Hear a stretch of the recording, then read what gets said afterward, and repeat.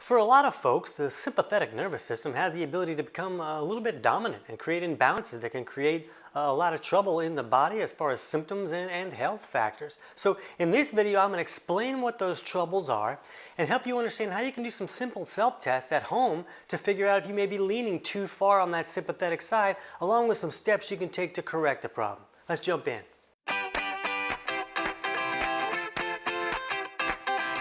TC Hale is not a doctor and does not claim to be a doctor or licensed in any type of medical field. Don't be an idiot and use anything heard on the show as medical advice. This information should be used for educational purposes only, and you should contact your doctor for any medical advice. Now get off me. Our autonomic nervous system runs a lot of our bodily functions kind of behind the curtains, kind of without us having to think about it. We don't have to think about our heart beating, it just kind of does that, and we appreciate that happening.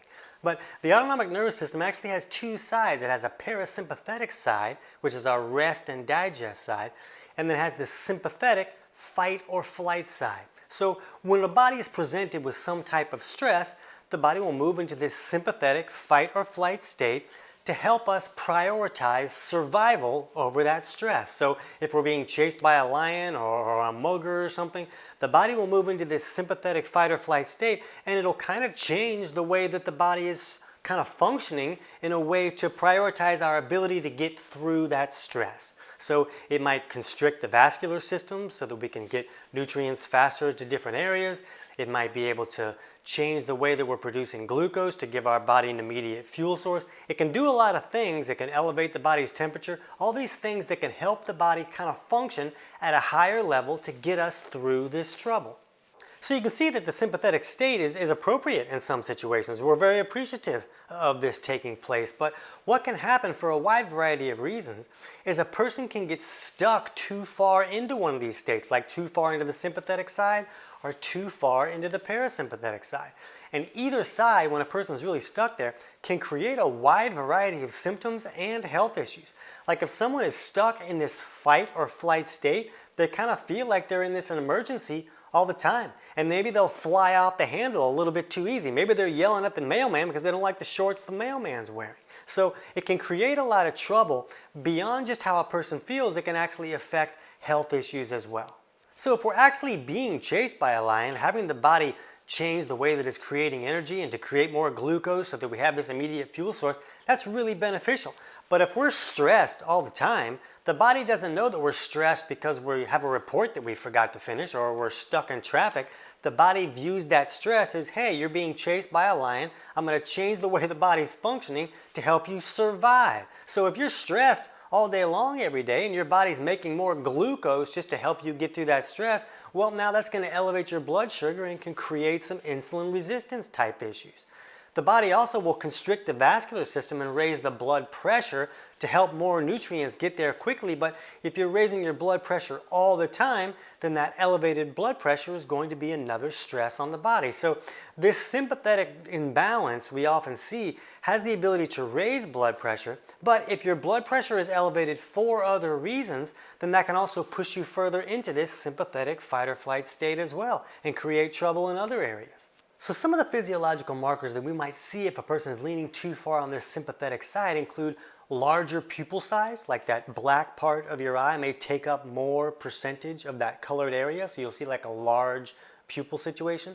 You might see reduced urination, increased body temperature, sweaty hands, dry mouth, eyes, or nose. A person might get a lot of chills. You might also see cold extremities like hands or feet.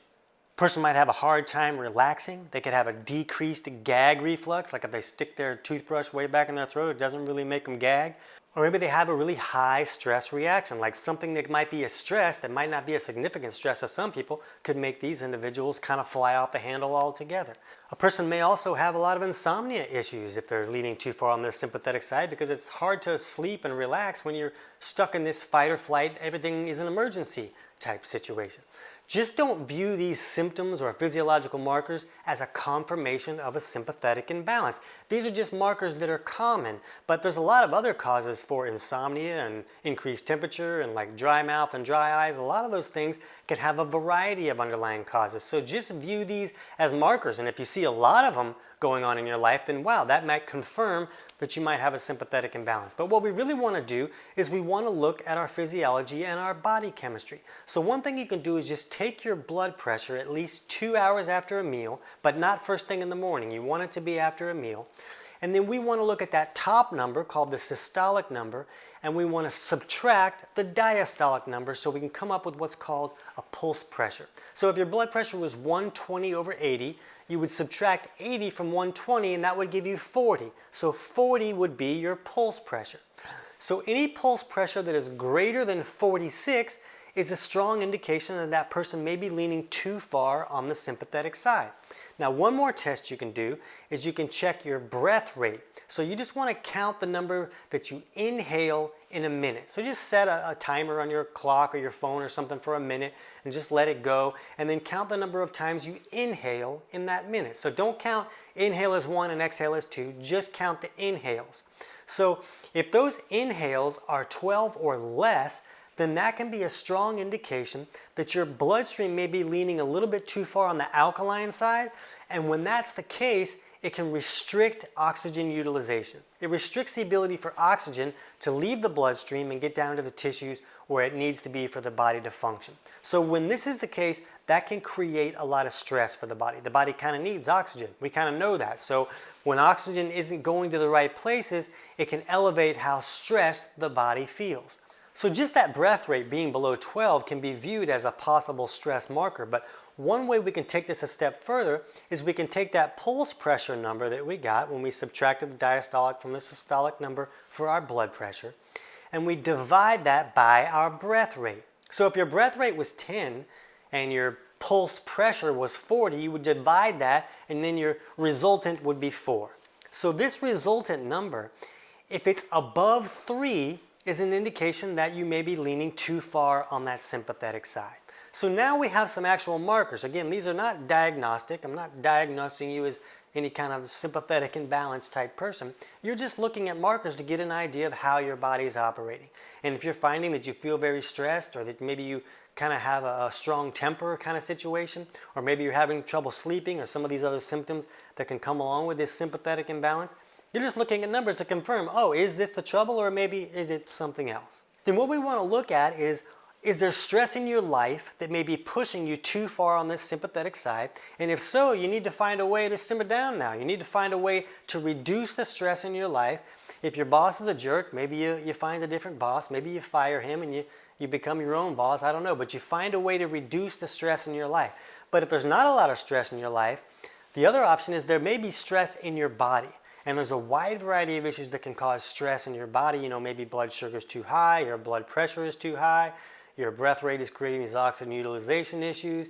Maybe you don't have enough resources in the body. This is very common. Someone may have very low blood pressure. Maybe their systolic number is below 112, indicating that there's not enough resources and minerals in the system for the body to function the way that it wants to function. This can be a big stress on the body. Maybe a person has an undiagnosed infection and the body's kind of going to war against this infection all the time, and this infection's been there for years or decades, and it's kind of stressing the body out. So we need to kind of become an investigator a little bit to figure out, is there a stress in my life, or is there stress going on in my body? And then you can take steps to correct that issue to move you out of this constant fight or flight sympathetic state. Now, to understand this imbalance even more, or to understand more steps you can take to improve it, my book, Kick Your Fat in the Nuts, has a section in the appendix that really goes over this sympathetic imbalance and steps and foods and supplements that you might be able to use to improve this imbalance. And the book is available on Amazon, but I'm going to put a link in the description below this video where you can get the whole thing totally for free. So you can get the whole book for free, and then the appendix will walk you through that sympathetic imbalance and understand that a little bit better and the steps you can take to correct it. For now, if your blood pressure is high when you look at it, go ahead and check out our video on understanding your blood pressure number to gain more insights into what that number is telling you. I can't wait to hear about your results.